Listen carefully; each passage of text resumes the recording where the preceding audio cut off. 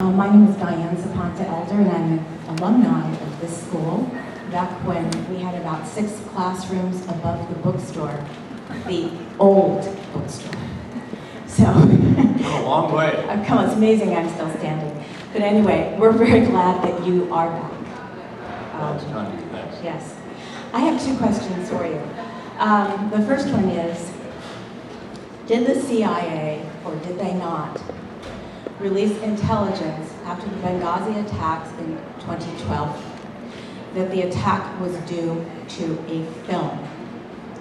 And question number 2 is, the Pentagon has recently released a report that there is a 50% increase in sexual assault in the military.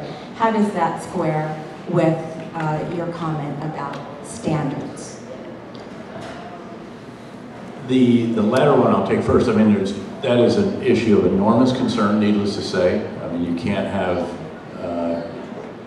predatory behavior, if you will, by individuals who, have to be hugely concerned about the soldier on their left and right.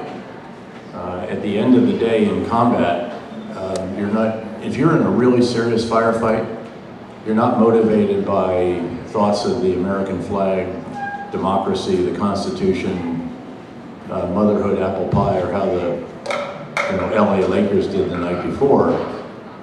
You're motivated by a fierce desire to not let down the person on your left and right, and the knowledge that they have the same fierce desire.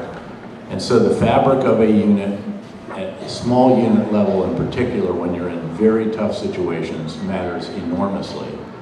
And so, again, that's why, none of this kind of activity, again, if it's predatory sexual activity or any other kinds of adverse, if you will, treatment of individuals. We've had hazing cases over the years. We've had other different cases.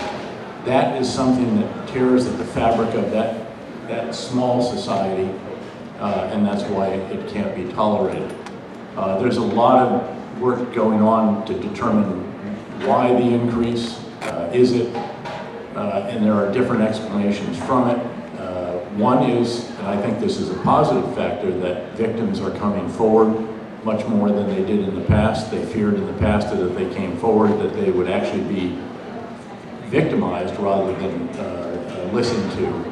And there were cases of individuals who came forward and actually ended up, they were the loser rather than the individual who inflicted something untoward on them.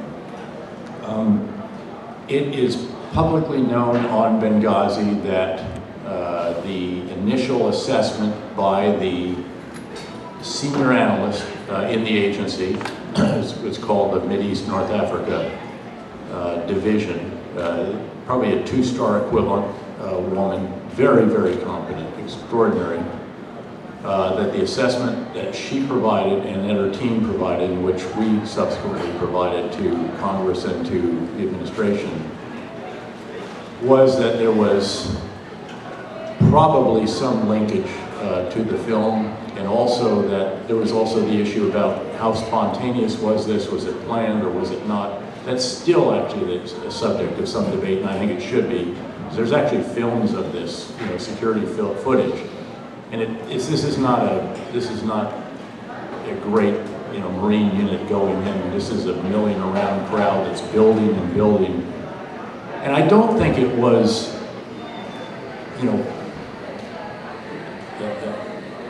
a real error to extrapolate that on a day in which you had embassies all over that region under attack.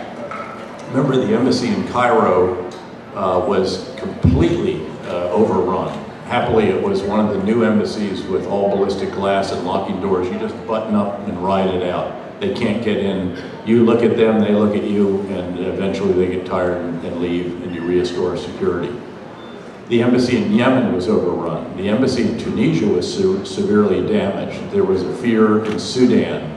There were tens of thousands of marchers in Pakistan who were unable to get to the embassy, thankfully, thanks to the actions of the Pakistani police and security forces.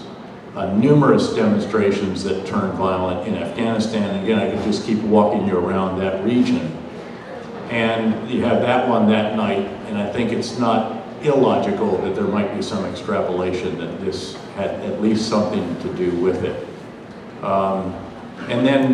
But whether it was a terrorist, from the very beginning, we knew which organizations at least were involved, and this is all publicly known that it was at least some of the members of Al-Qaeda in the Islamic lands of the Maghreb, and then one other organization, I think it was Ansar al-Sharia, that we knew that their members were involved in this. Some of this for classification reasons early on, when we still didn't want people to realize what kinds of sources and methods we had that could give us insights. Some of that was taken out of that public statement that was issued, but that wasn't for political reasons. That was taken out just because of a concern. In fact, one of it was taken out before it even got to me. So there was, look, the people that made the call on this, and the moment they had, I think it was within 10 days. Now that's long, but there's an awful lot of going back and looking at, trying to pull in what we call all sources of intelligence, contacting all of your human sources, reviewing all of your signals, cyber, anything you can gather, bring it together, and then they came back and said that does not appear to have been linked, and we reported that forthrightly as well. But this has become such an emotional issue. It was an election year at that time, as you recall, just 2 months or less than 2 months prior to an election, and this has continued in a variety of different ways.